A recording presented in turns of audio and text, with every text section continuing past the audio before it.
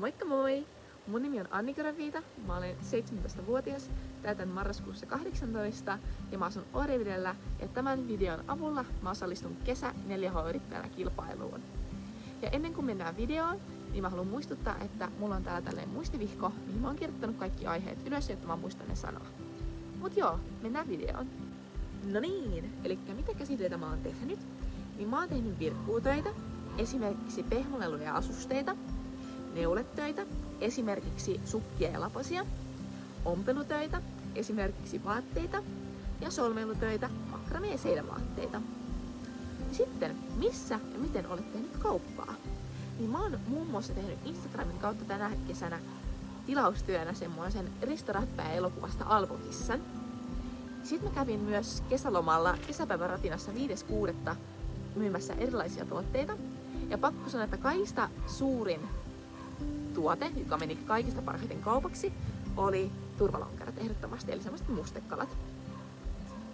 Sitten, mitä olet oppinut yrittäjyydestä? Niin ehkä kaikista parhaiten asiakaspalvelua, koska sitä mä opin tosi paljon siellä kesäpäiväratinassa, kun pystyin asiakaspalvelua pyörittämään siinä muille ihmisille ja ostajille. Sitten rohkeata tehdä sitä omaa juttua, eli ihan rohkeasti omia tuotteita ja pyörittää ihan itse omaa yritystä. Se on parasta. Sitten rahoittamaan töitä ja käsittelemään rahaa, ja jotenkin mä opin paljon siellä kesäpäiväratinassa 5.6. Ja sitten muita kuulumisia.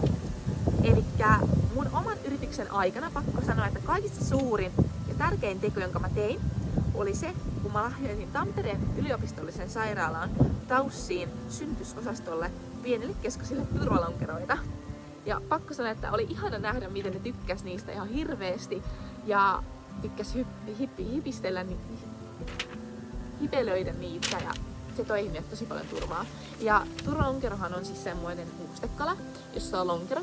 Se keskonen pystyy niitä lonkeroita hypistelemään, että se koskee niihin tärkeisiin letkuihin. Mut joo, tässä oli tää mun video. Kiitos, että katsoit tämän videon. Ja tässä on vielä mun sosiaalinen media.